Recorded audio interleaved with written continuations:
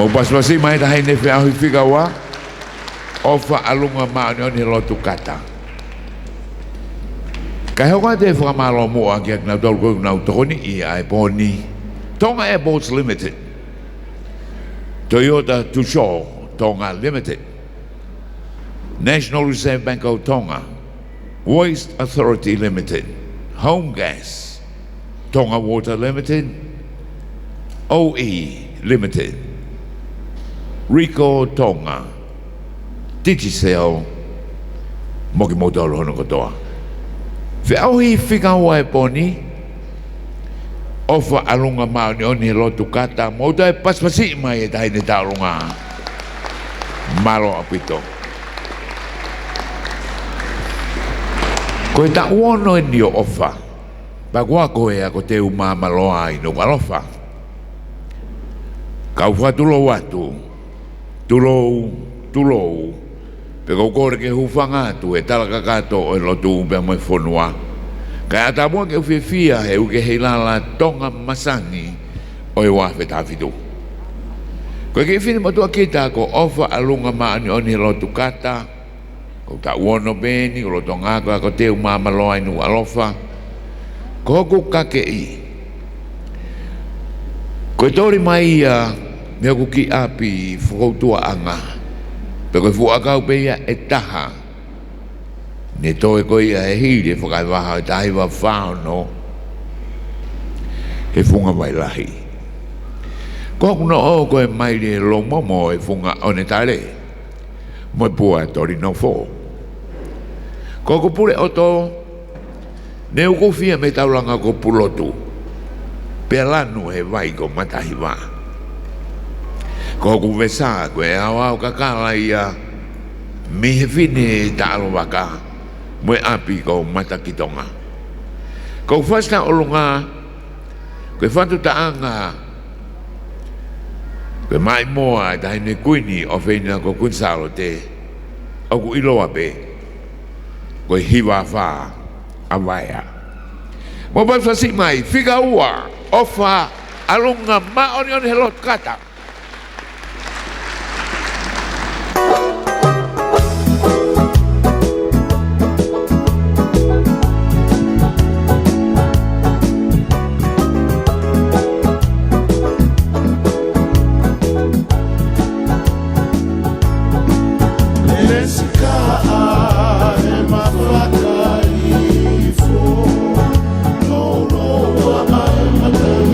Ia ko e whikaua vokieni o e Taualonga Junior ko Ofa Alunga maoni he Lotu Kata. Ngai ko ia nai tau ki whamalala tu e MC George Lovaka ai pui tu a ko ia o e o Ofa Alunga maoni he Lotu he Kata ka te voki ki hono kake I pea ono teuma. Ngahi tu uni ko ia o ko pahoka ke no whamau I ko ia o e ngahi tau orunga. Toi whakaongo atu ai ko e poto I whaiwa, ngahi te whito I haka whakatonga. Tuha e whola haka pea mo e taanga, pe ke matamata lelei, tau lalo pe mo matamata lelei ko ia ai sino. Ai ko e taulunga whakaua eni I he Taualonga Junior, Ofa Alunga maoni he Lotu Kata tau uono. Whawhe walanglangi ko ia o e whiawhini ko e Eik Minister ki he ako pia mo e ako ngawe Honorable Pensimani Ebenisa Fifita mea heni pia mo e Eik Minister ko ia e pono takmawata pia mo whalawi rewa Honorable Saimisi Lafu Sika Tokolahi mai e taimini ai kaumamata pia ki matanga ki e holo o Queen Salote Memorial Hall, ko manatu ko ia o Queen Salote. Kamata ko ni ai katoanga Heilala wano ata fitu Tonga Masani.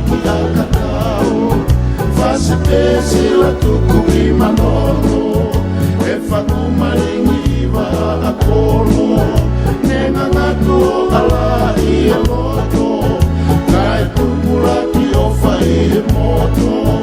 Ta whainga ta ape whainga fua Ma apai tuku o kainua Ka wheuhi e futu kovuna Te ekea e tau mapeka Tau tawale te I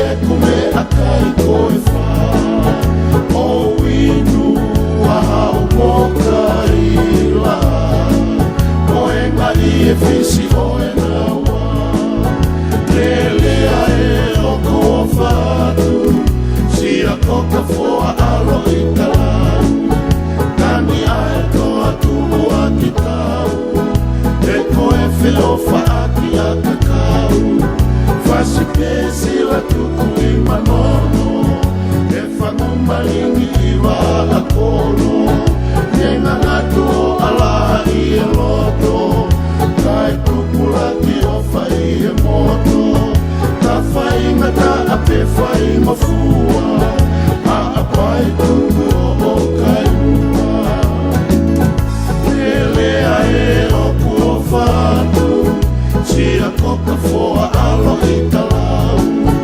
Tani ae toa tuhu a ki tau E koe whiofa aki a kakau Whasi pesi la tuku i manono E whangu malingi i wa a kolo Nenga ngatu o ala i e loto Kai tukula ki o whai e moto Ka whainga ka a pe whainga fua A pai tuku o kai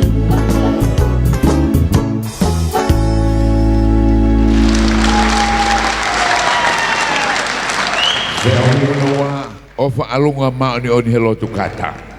Whamalo atu.